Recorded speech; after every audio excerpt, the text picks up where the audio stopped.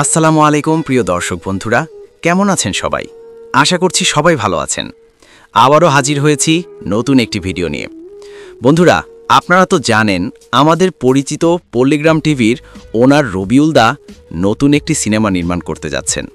কিন্তু এদিকে আমাদের পরিচিত আরেকজন শফিক ভাই, তার মনটা এই বিষয়ে কিছুটা খারাপ হয়ে আছে। কারণ কি জানেন? শফিক ভাইয়ের অনেক দিনের ইচ্ছা ছিল সে একটা সিনেমাতে অভিনয় করবে, কিন্তু হঠাৎ করেই সেই স্বপ্নটা যেন একটু থেমে গেল।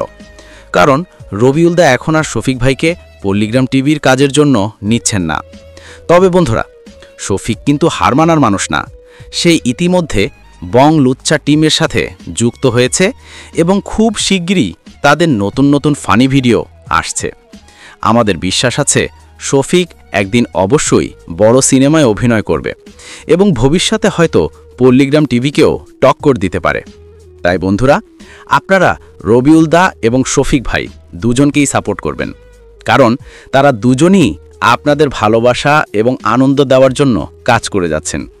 তো বন্ধুরা, যদি ভিডিওটি আপনাদের ভালো লেগে থাকে তবে অবশ্যই লাইক, কমেন্ট, শেয়ার করবেন এবং আমাদের চ্যানেলটি সাবস্ক্রাইব করে রাখবেন শফিক ভাইয়ের নতুন আপডেট সবার আগে পাওয়ার জন্য।